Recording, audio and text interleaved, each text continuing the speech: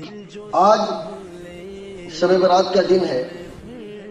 بڑے افسوس کی بات ہے کہ مسلمانوں نے شب برات کو تہوار کے طور پر منانا شروع کر دیا۔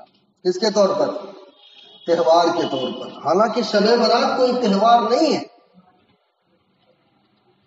آپ دیکھیے شہر میں آج کتنے جگہ پر جلسے ہو رہے ہیں، اور ان جلسوں میں صرف یہی باتیں بتائی جا رہی ہوں گی کہ شب برات کوئی تہوار نہیں ہے، لیکن مسلمانوں کو کرنا وہی ہے جو ان کے دل میں آتا ہے۔ آپ تو تقریر کریے، 1 گھنٹہ کریے، 2 گھنٹہ کریے، ہم تو آپ کو نمبر دیں گے کہ آپ نے تقریر صحیح کیا ہے یا غلط کیا، ہمیں مزہ آیا یا نہیں آیا۔ آج کل مسلمانوں نے ایسا پیشہ بنا دیا ہے۔ بڑے افسوس کا مقام ہے کہ اتنے بڑے بڑے اکابر ہمارے کئی سالوں سے اس پر محنت کرتے ہیں کہ شب برات کو شب برات کے حد تک مانا جائے، اسے تہوار نہ منایا جائے۔ بعض لوگوں نے شب برات کو ایسا بنا دیا کہ بالکل تہوار ہو۔ مثال کے طور پر کئی مہینے سے پہلے سے اپنے گھر کے سارے افراد کے لیے کپڑے سلوائے جا رہے ہیں، اور بھی بہت طریقے سے، جیسے عیدوں پر دوسروں کے وہاں مٹھائی پیش کرنا یا اور کسی چیز کا ہدیہ پیش کرنا، شب برات پر بھی یہی کام ہونا شروع ہو گیا۔ حالانکہ یہ رات اللہ تبارک و تعالیٰ نے اس چیز کے لیے بالکل نہیں بنایا۔ اس کے بارے میں کئی صحابہ سے بہت ساری حدیثیں ہیں۔ اس رات کی بہت بڑی فضیلت ہے۔ حضرت عائشہ رضی اللہ تعالی عنہ کی حدیث بارہا آپ نے سنا ہوگا کہ حضرت عائشہ رضی اللہ تعالی عنہ صدیقہ کی باری تھی، آپ صلی اللہ علیہ وسلم سو رہے تھے، حضرت عائشہ رضی اللہ تعالی عنہ کی آنکھ کھلی، انہوں نے دیکھا کہ آپ صلی اللہ علیہ وسلم نہیں ہیں۔ وہ ڈھونڈتے ہوئے گئی تو آپ صلی اللہ علیہ وسلم کو کہاں پایا؟ قبرستان میں، جنت البقیع میں نبی کریم صلی اللہ علیہ وسلم مردوں کے لیے دعائے مغفرت فرما رہے ہیں۔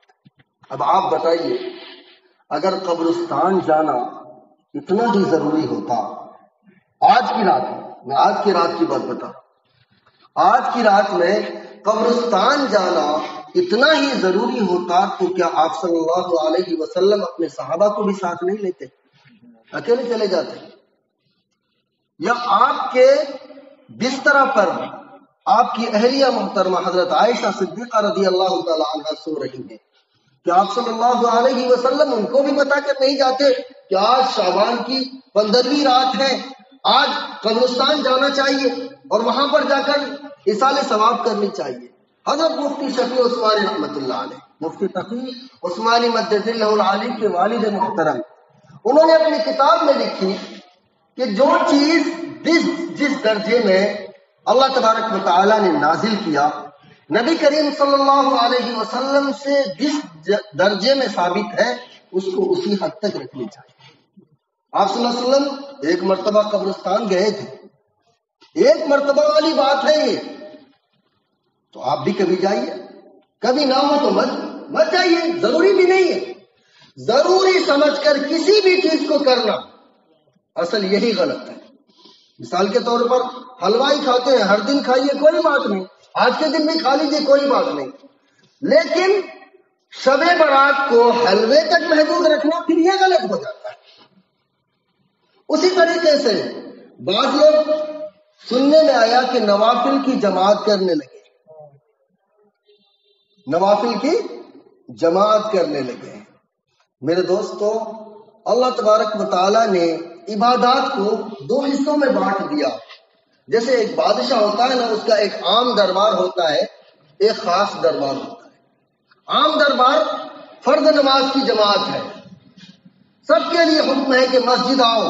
ابھی بادشاہ کا عام دربار ہے، سبھی حضرات حاضری لگواؤ اور آ کر نماز ادا کرو۔ لیکن ایک خاص دربار بھی اللہ تبارک و تعالیٰ نے بندوں کو دیا ہے، وہ کیا ہے؟ وہ نوافل ہے۔ اچھا آپ بتائیے کہ ایک بادشاہ کا دربار لگا اور آپ جائیں اور وہ بادشاہ سلامت آپ سے کہے کہ بھائی دیکھو، آپ سے پرائیویٹ بات کرنی ہے، آپ ابھی سب کے سامنے مت آئے، آپ تو رات میں 9 بجے تشریف لے کے آئے، میں ہوں گا اور آپ ہوں گے، ہماری جو باتیں ہوں گی ہو جائیں گی، اور آپ رات میں اپنے 10-15 دوستوں کو اکٹھا کر کے بادشاہ سلامت کے دربار میں پہنچے اور کہیں کہ جی فرمائے آپ کیا فرما رہے تھے، تو بتائیے بادشاہ سلامت آپ سے ناراض ہوں گے یا آپ سے محبت کریں گے؟ بھائی انہوں نے نوافل کو یہ درجہ دیا ہے کہ بس بندہ ہو اور میں ہوں، آپ مانگو، ہم سے کیا مانگتے ہو؟ فرماتے ہیں کہ آج کی رات میں اللہ تبارک و تعالی قبیلے بنو کلب کی بکریوں کے بالوں کے تعداد سے بھی زیادہ بندوں کی مغفرت فرماتے ہیں۔ لیکن یہ مغفرت ایسے ہوتی ہے کیا روڈوں پر گھوم کر یا میلہ لگا کر یا قبرستان کو چراغاں کر کے؟ اسی طریقے سے اللہ تبارک و تعالیٰ نے اس کو بتایا، کیا نبی کریم صلی اللہ علیہ وسلم نے شب برات کو اسی طریقے سے منایا؟ نہیں منایا۔ جس طریقے سے منایا اسی طریقے سے ہم کو کرنا چاہیے۔ اب بعض لوگ کیا کہتے ہیں کہ میاں ہم تو مسجد اس لیے جاتے ہیں نوافل پڑھنے کے لیے کہ گھر میں پڑھو نا تو نیند آتی ہے، اب مسجد میں جمع غفیر ہوتا ہے اور لوگ کوئی ہنس رہے ہوتے ہیں، کوئی بول رہے ہوتے ہیں تو نیند نہیں آتی۔ میں تو یہ کہتا ہوں کہ بھائی اللہ تبارک و تعالیٰ کے وہاں وقت کی پابندی نہیں ہے کہ آپ 9 بجے آئیں اور 3 بجے تک عبادت کریں۔ اگر آپ نے 1 گھنٹہ تنہائی میں اللہ تبارک و تعالیٰ کو یاد کر کے نماز پڑھ لی، دعائیں کر لی، استغفار کر لیا اور آپ کی آنکھوں سے ایک آنسو نکل آئے تو پوری رات جاگنے سے بہتر ہے۔ یہ نہیں کہ پوری رات جاگ کر ٹھٹے لگائیے، گپے ماریے اور اپنی نیند کو بھی برباد کریے اور ثواب سے بھی محروم ہے، ایسا نہیں ہے۔ ہاں اسی طریقے سے آج کی رات میں حدیث کے اندر آتا ہے کہ اللہ تبارک و تعالیٰ سب کی مغفرت فرما دیتے ہیں، لیکن کئی سارے بدبخت لوگ ایسے ہیں جس کی مغفرت اللہ تبارک و تعالیٰ آج کی رات میں بھی نہیں کرتا۔ ان میں سب سے پہلے تو مشرک ہے، ان اللہ لا یغفر ان یشرک بہ، اللہ تبارک و تعالیٰ مشرک کے علاوہ جس کی چاہے مغفرت فرما دے، لیکن مشرک کو ان کی مغفرت ہی نہیں ہوتی۔ اسی طریقے سے کینہ رکھنے والا، حسد کرنے والا، بغض کرنے والا، اللہ تبارک و تعالیٰ ایسے لوگوں کی بھی آج کی رات بھی مغفرت نہیں فرماتے۔ اسی طریقے سے ماں باپ کا نافرمان اگر کوئی ہے جس نے ماں باپ کا دل دکھا رکھا ہے یا کسی سے ان کا حقوق العباد کا تعلق ہے، اب حقوق العباد میں بہت ساری باتیں آتی ہیں تو بعض حضرات نے لمبی بحث کی ہے، میں ادھر نہیں جاتا، میں تو سیدھے بتاتا ہوں کہ اگر کسی کا دوسرے پر کوئی حق بچا ہوا ہے اور اس کا حق مار کر بیٹھا ہے، اگر وہ آج کی رات میں بھی اللہ رب العزت سے رو رو کر دعا مانگے تو اللہ تبارک و تعالیٰ اس کی بھی دعا قبول نہیں فرمائے گا۔ کیوں؟ اللہ تبارک و تعالیٰ نے یہ اختیارات بندوں کو دے رکھا ہے کہ بندہ اگر معاف کر دے تو ہم معاف کرنے کے لیے تیار ہیں۔ کینہ کتنی خطرناک چیز ہے۔ ایک بادشاہ کا قصہ ابھی میں ایک کتاب میں پڑھ رہا تھا، وہ میں بتا کر بات کو ختم کرتا ہوں۔ ایک بادشاہ کے 2 وزیر تھے۔ ایک وزیر ہر دن صبح فجر کے وقت یہ اعلان کرتا تھا کہ میاں جو نیکی کرنے والے ہیں انہیں انعام و اکرام سے نوازا جائے، اور جو برائی کرنے والے ہیں ان کو تو اللہ تبارک و تعالیٰ دیکھ لیں گے۔ کیا دیکھ لیں گے؟ اللہ تبارک و تعالیٰ دیکھ لیں گے۔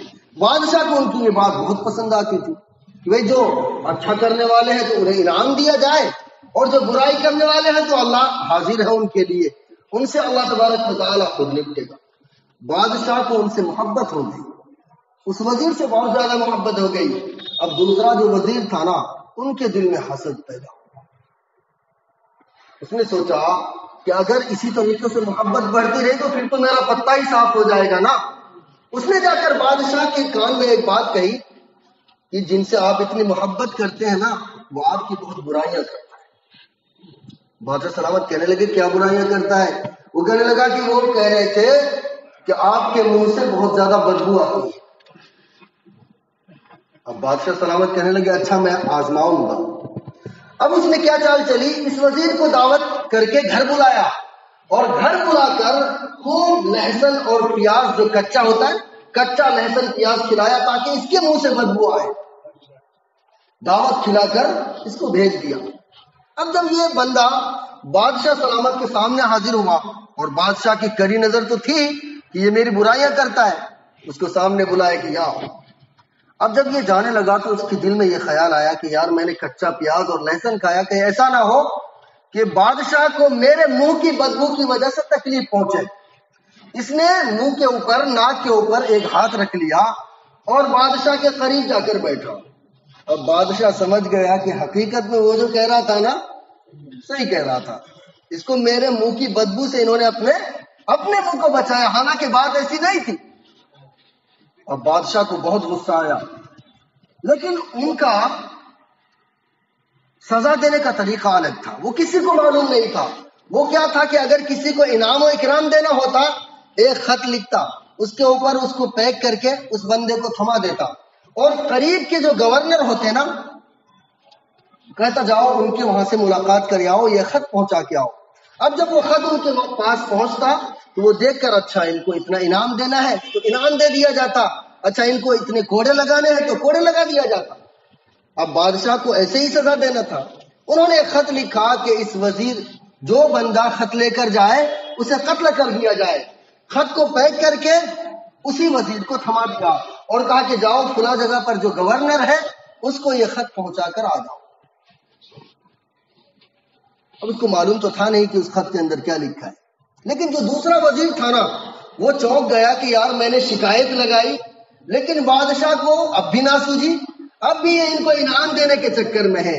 اچھا میں ایسا کرتا ہوں کہ یہ خط لے کر میں خود جاتا ہوں، اور جا کر ان کے پاس گیا اور جا کر کہنے لگا کہ میاں آپ صوفی آدمی، عبادت گزار آدمی، آپ تو عبادت کیجئے، کہاں اتنا دور کا سفر کر کے آپ جائیں گے، آپ لیٹر مجھے دے دیجئے میں جا کے پہنچا دیتا ہوں۔ اب ان کو بھی معلوم نہیں تھا، یہ لیٹر لیا اور جا کر گورنر کے پاس پہنچے۔ اب جب لیٹر کھولا گیا تو دیکھا کہ اس بندے کو جو خط لے کر آیا ہے قتل کر دیا جائے۔ پڑھ کر سنایا تو اس کی تو بالکل ہوا خراب ہو گئی اور کہنے لگا کہ نہیں نہیں یہ خط میرا نہیں ہے، یہ کسی اور کا تھا، میں لے کر آیا ہوں، لیکن گورنر کا تو خون کا زمانہ تو تھا نہیں۔ انہوں نے ان کو قتل کر کے ان کی لاش کو بھجوایا۔ کئی دن لگتے تھے لاش آنے میں۔ اب جب صبح ہوئی بادشاہ نے دربار لگایا تو دیکھا وہی وزیر کھڑا ہے اور اعلان کیا کر رہا ہے، جو نیکی کرنے والے ہیں ان کو انعام و اکرام سے نوازا جائے، اور جو برائی کرنے والے ہیں اللہ تبارک و تعالیٰ اس کو بدلہ دے گا۔ بادشاہ سمجھ گئے کہ آخر کون برائی کرنے والے اور کون نیکی کرنے والے ہیں۔ ان کو بھری محفل میں انعام دیا گیا۔ تو میرے دوستو یہ حسد ایسی چیز ہے کہ انسان دوسروں کا کچھ نہیں بگاڑ پاتا، لیکن اپنا اندر جل کر بالکل خاک ہو جاتا ہے، اپنی دنیا کو بھی برباد کرتا ہے اور آخرت کو بھی برباد کرتا ہے۔ تو آج کے دن میں اپنے گھر والوں کو بھی بتائیں کہ اگر کسی کے دل میں کینہ ہو، کسی سے دشمنی ہو تو معافی تلافی کر کے اللہ رب العزت کی بارگاہ میں بہت بابرکت رات ہے اور جگنے کی رات ہے۔ یہ نہیں کہ روڈوں پر گھومنا ہو، بلکہ اللہ رب العزت کے سامنے بھلے ہی آپ 1 گھنٹے عبادت کریں لیکن دل سے کریں۔ اللہ تبارک و تعالیٰ اخلاص کو دیکھتے ہیں، ٹائم کو نہیں دیکھتے۔ دعا کیجئے کہ اللہ تبارک و تعالیٰ ہم سب کو کہنے سننے سے زیادہ عمل کی توفیق نصیب فرمائے۔ الحمدللہ رب العالمین والصلاة والسلام على سید الانبیاء والمرسلین والملائکة المقربین والخلفاء الراشدین المہدیین یا حی یا قیوم برحمتک نستغیث اللہم انا نجعلک فی نحورہم ونعوذ بک من شرورہم یا الہ العالمین یا اکرم الاکرمین یا ذو الجلال والاکرام۔ اللہ ہم تیرے بہت کمزور بندے ہیں، اللہ ہم تیرے بہت کمزور بندے ہیں، اللہ ہم نے تیرے حکموں کو توڑا ہے، تیرے نبی صلی اللہ علیہ وسلم کی سنتوں کو چھوڑا ہے۔ اللہ ہم تیرے بہت کمزور بندے ہیں۔ اے اللہ آج کی بابرکت رات ہے، اے اللہ حدیث کے اندر آتا ہے کہ تو آسمان دنیا پر آ کر اعلان کرتا ہے کہ ہے کوئی بخشش کی طلبگار کہ میں اسے بخش دوں، ہے کوئی رزق چاہنے والا کہ میں اسے روزی عطا کروں، ہے کوئی مدد چاہنے والا کہ میں اس کی مدد کروں۔ اے اللہ ہم کمزور بندے ہیں، اے اللہ اے اللہ اے اللہ ہم آپ سے سوال کرتے ہیں، اے اللہ اپنی بخشش کا، اپنی مغفرت کا، اے اللہ ہم سب کے گناہوں کو معاف فرما دیجیے۔ اے اللہ ہم سب کے گناہوں کو معاف فرما دیجیے، اے اللہ ہم سب کے گناہوں کو معاف فرما دیجیے، اے اللہ جہاں جہاں بھی مسلمان بھائی پریشان حال ہیں،